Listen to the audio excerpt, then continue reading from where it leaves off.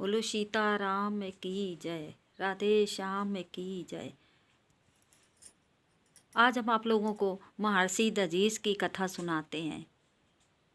महर्षि दधीच बहुत बड़े संत थे, तपस्वी थे, बहुत बड़े। एक बार देवासुर संग्राम हुआ तो देवता लोग हार गए और असुर लोग जीत गए। देवताओं को गुफाओं में शरण लेनी पड़ी। वहाँ पर भी दैत्यों ने पीछा नहीं छोड़ा।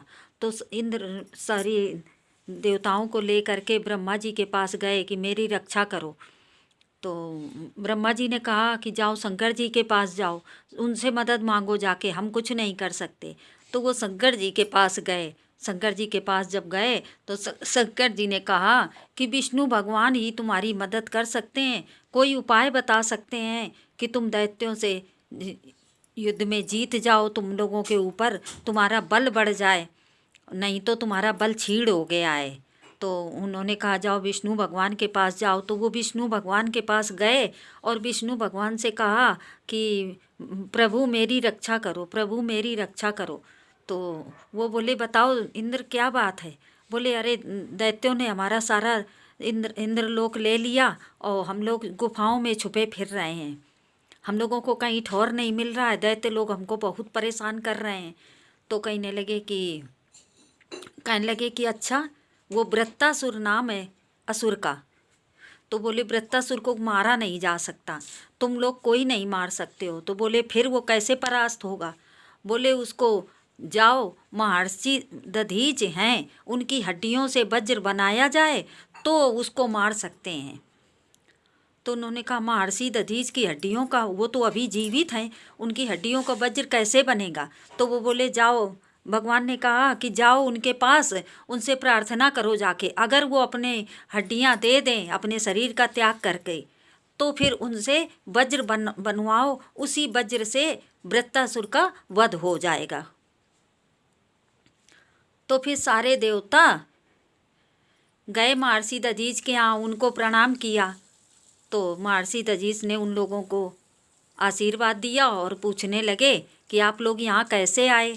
तो उन्होंने कहा प्रभु आप भी भगवान के समान ही हैं, क्योंकि बहुत बड़े तपस्वी हैं, बहुत बड़े ऋषि हैं, इसलिए आप भगवान के समान ही हैं और हम आपसे कुछ याचना करने आए हैं। तो बोले बोलो, बताओ क्या याचना है। बोले हमको भगवान ने बताया है, प्रभु जी ने, कि आपकी हड्डियों से वज्र जो बनेगा उसी से वृत्तासुर का विनाश होगा, तो आपकी हड्डियों से वज्र बनाना चाहते हैं। बोले अरे हम तो अभी जीवित हैं और आप लोगों ने ये कैसे सोच लिया कि हमारी हड्डियों यानी हम अपना शरीर त्याग करें तभी हड्डियां मिल पाएंगी। बोले हाँ जैसी आपकी इच्छा।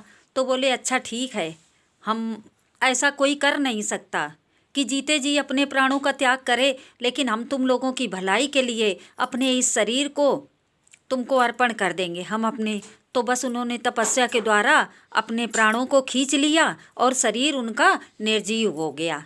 जब शरीर निर्जीव हो गया तो उन्होंने ले जा कर के उनकी हड्डियों से वज्र बनाया।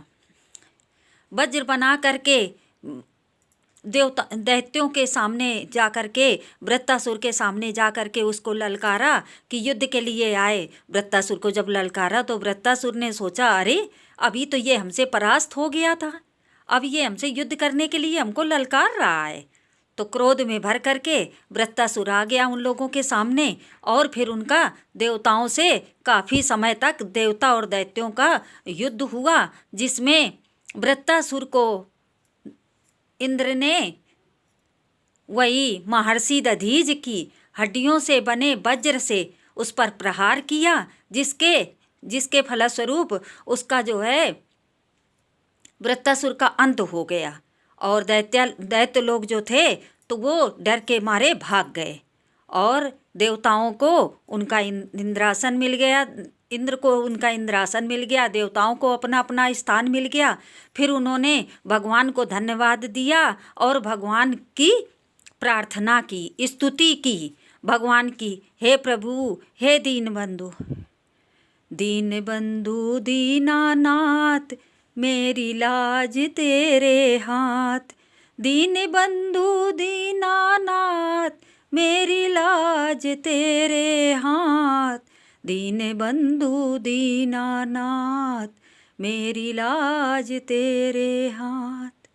हे प्रभु, आप सबकर करुणा करने वाले हैं, हम लोगों की सदा ही मदद करते रहे हैं और करते आ रहे हैं और करते रहेंगे। हम, हे प्रभु, हम सब आपकी शरण में हैं। हे प्रभु, आप हमारा हमेशा कल्याण करते हैं। आप बड़े दयालु हैं, आप बड़े कृपालु हैं।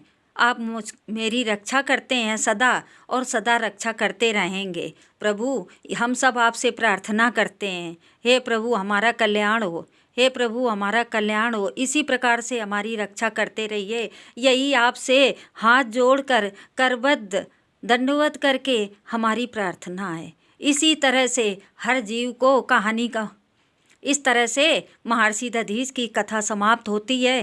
कहने का मतलब ये है कि हम लोगों को भी भगवान के सहारे ही रहना चाहिए, भगवान का ही भजन करना चाहिए और भगवान से ही प्रार्थना करनी चाहिए।